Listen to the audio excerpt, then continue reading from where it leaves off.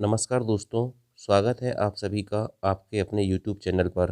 दोस्तों, आज के इस वीडियो में हम पढ़ने वाले हैं इतिहास के very very most important question जो विभिन्न प्रतियोगी परीक्षाओं में बार बार पूछे जाते हैं। तो आइए दोस्तों, शुरुआत करते हैं क्वेश्चन नंबर 1 से। दोस्तों, अगर आपको किसी भी सवाल का जवाब पता हो तो कमेंट करके ज़रूर बताना और लास्ट में कमेंट करके बताना कि आपके कितने क्वेश्चन सही हुए। क्वेश्चन नंबर 1 है, भारत का नेपोलियन किसे कहा जाता है? समुद्रगुप्त, कुमारगुप्त, चंद्रगुप्त या विष्णुगुप्त? तो याद रखना दोस्तों, भारत का नेपोलियन कहा जाता है समुद्रगुप्त को। ऑप्शन नंबर ए इसका सही जवाब हो जाएगा। ठीक है, समुद्रगुप्त को भारत का नेपोलियन कहा जाता है। अब देखिए दोस्तों, समुद्रगुप्त के बारे में आपको बहुत सारी चीज़ें पता होना चाहिए जिससे क्वेश्चन पूछे जाते हैं।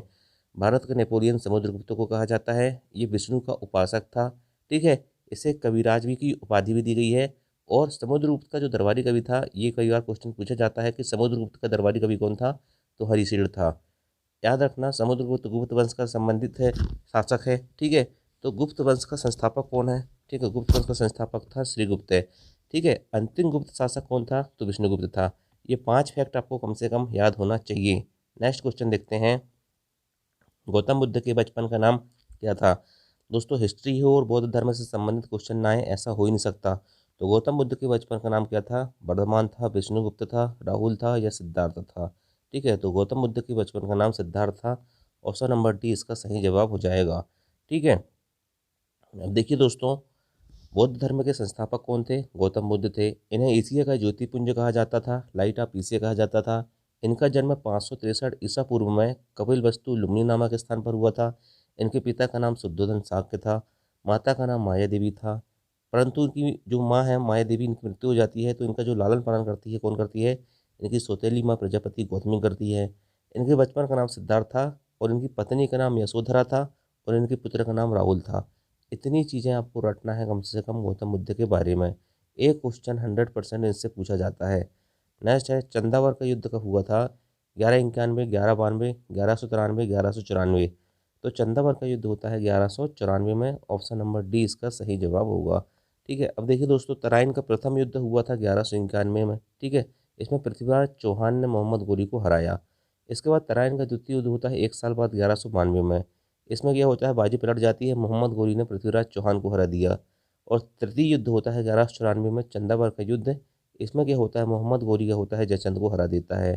ठीक है, तो ये तीनों युद्ध है आपको याद होने चाहिए, 1191, 92, 93 और 94 वाले। ठीक है, 93 वाला नहीं है, 1191, 1192 और 1194 वाले हैं। ठीक है, नेक्स्ट क्वेश्चन है, सैयद वंश का संस्थापक कौन था? कुतुबुद्दीन ऐबक था, गयासुद्दीन तुगलक था, खिज्र खां था या पहलू लोदी था? तो सैयद वंश का संस्थापक कौन था? खिज्र खां था। ऑप्शन नंबर सी इसका सही जवाब होगा। ठीक है, सैयद वंश का संस्थापक कौन था? खिज्र खां था।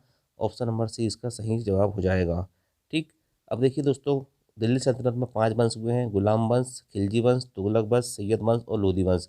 इन पांचों शासक के आपको नाम याद होना चाहिए कि स्थापना किसने किया है। गुलाम वंश कुतुबुद्दीन ऐबक, खिलजी वंश जलालुद्दीन खिलजी, तुगलक वंश गयासुद्दीन तुगलक, सैयद वंश खिज्र खां, लोदी वंश बहलोल लोदी। आपको संस्थापक और अंतिम शासक भी याद होना चाहिए। तो अंतिम शासक नेक्स्ट वीडियो में हम पढ़ेंगे। नेक्स्ट है, आराम हराम है का नारा किसने दिया था? भगत सिंह ने, सुभाष चंद्र बोस ने, महात्मा गांधी ने या जवाहरलाल नेहरू ने? ठीक है, तो सुभाष चंद्र बोस ने नारा दिया था आराम हराम है, या जवाहरलाल नेहरू ने दिया था, ये आपको कमेंट करके मुझे बताना है। ठीक है, क्योंकि ये बहुत आसान सवाल है। देखिए, इंकलाब जिंदाबाद का नारा दिया था भगत सिंह ने, दिल्ली चलो सुभाष चंद्र बोस, करो या मरो महात्मा गांधी, जय हिंद सुभाष चंद्र बोस, और आराम आराम का नारा दिया था अपने जवाहरलाल नेहरू ने। ठीक है, तो ये आप बचपन से पढ़ते हुए आते हैं ये सवाल और आपको पता नहीं है दोस्तों, तो आपको बहुत ही मेहनत करने की ज़रूरत है। नेक्स्ट क्वेश्चन, भारत चीन युद्ध कब हुआ था? ठीक है, 1962, 1965, 1971, 1999? तो भारत चीन युद्ध होता है 1962 में। ऑप्शन नंबर ए इसका सही जवाब होगा। ठीक है, देखिए, भारत चीन युद्ध होता है 1962 में, प्रथम भारत पाकिस्तान युद्ध 1965 में और द्वितीय भारत पाकिस्तान युद्ध 1971 में। ठीक है, चलिए नेक्स्ट है, हर्यक वंश का संस्थापक कौन था? तो हर्यक वंश का संस्थापक था बिंबिसार। ऑप्शन नंबर ए इसका सही जवाब हो जाएगा।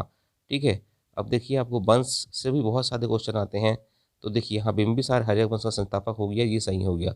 चंद्रगुप्त मौर्य जो है मौर्य वंश का संस्थापक था। पुष्यमित्र शुंग शुंग वंश का संस्थापक था। और वासुदेव कोष का संस्थापक था, कण्व वंश का संस्थापक था। ठीक, सारे आपको संस्थापक याद होना चाहिए।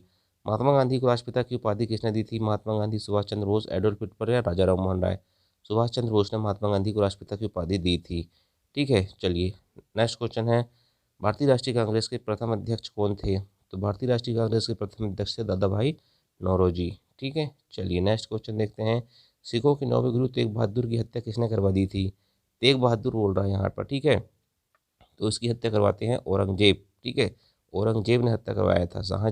जो जहांगीर है वो दूसरा है। ठीक है, जहांगीर ने किस शासक की हत्या कराई थी? वो आपको सिखों के कौन से गुरु अर्जुन देव की हत्या करवाई थी? ठीक है, किसने? जहांगीर ने। और औरंगजेब ने ये तेग बहादुर 9वें गुरु की, और अर्जुन देव 5वें गुरु थे।